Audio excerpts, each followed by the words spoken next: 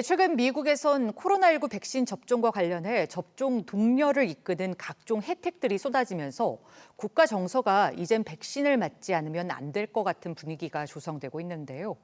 이런 가운데 청소년 백신 접종이 시작되고 백신 접종을 한 학생과 아닌 학생들 사이에서 차별 논란이 불거지면서 곳곳에서 잡음이 일고 있습니다. 오늘 글로벌 뉴스 브리핑에서 자세히 알아보겠습니다. 자, 길금희 기자, 미국은 접종 유무에 따라서 지금 교육 현장이 상당히 시끌시끌한가 봐요. 네, 맞습니다. 이 백신 접종은 개인의 선택사항이지 의무는 아니라던 미국도 이 집단 면역에 대한 의지를 감추기는 어려웠나 봅니다. 네. 이 미국 뉴햄프셔의 한 고등학교에서는 이 졸업 무도에 참가를 두고 이 백신 접종 여부가 문제가 됐는데요. 이 학교 측이 접종 여부에 관계없이 이 누구든 무도회에 참가할 수 있다고 했는데 실제로 명단을 살펴보니 이 백신 접종을 한 학생은 빨간색으로 이 접종을 안 한 학생들은 이 검은색으로 표시해 구분을 한 겁니다.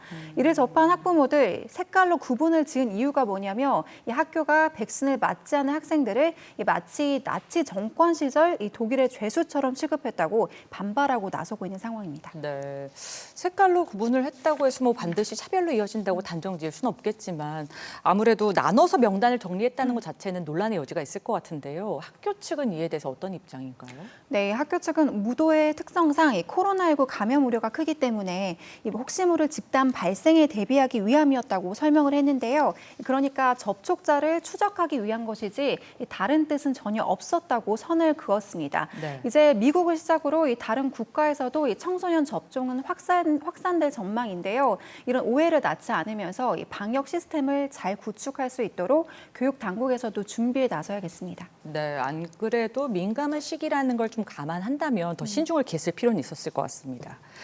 자, 다음 소식 한번 볼 텐데요. 코로나로 인한 팬데믹이 닥치면 학습을 잘 이어나갈 수 있겠는가 하는 우려 때문에 데이터 보존의 어떤 필요성이 대두되고 있다고요. 네, 그렇습니다. 이 팬데믹 기간 코로나19는 이 학생들의 학업 환경을 많은 부분에서 변화시켰죠. 이 미국도 마찬가지일 텐데요. 그런데 이렇게 입을 모아 코로나19가 학습에 미치는 영향 크다고 강조하면서도 정작 정부가 이에 대한 공식적인 데이터는 집계하지 않고 있어 전문가들의 비난이 나오고 있습니다.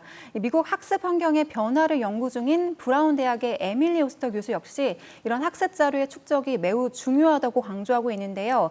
그러니까 시대별 흐름에 따라 학생들이 어떻게 공부하고 있는지 또 학습 공백으로 교육 양상은 어떻게 변화하는지 등을 알 수 있어야만 향후 팬데믹이 또 도래했을 때 교육제도의 기틀을 바로 잡을 수 있다는 겁니다. 네, 아무래도 학습 결손에 대한 우려도 많고 또 처음 접하는 혼란이다 보니까 학교나 교육기관 역시 이런 데이터 수집의 필요성을 좀 늦게 자각한 게 아닐까 싶은데요. 연방 국가다 보니까 정보 수집하는 데도 좀 많은 준비가 필요하지 않겠습니까? 그렇습니다. 실제 미국 내 주와 지구는 그간 데이터 수집 과정에 있어서도 서로 다른 용어와 방법을 사용하다 보니까 국가 연구 조사에 있어 매우 열악한 인프라를 드러낸 바 있는데요.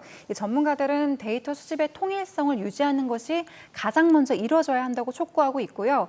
교육부도 이런 지적에 올해부터 2022학년도의 학사 운영과 관련해 설문조사를 실시할 것이라고 밝혔습니다. 네, 이 부분만큼은 우리도 좀 더 철저한 대비가 이루어져야 될 것 같네요.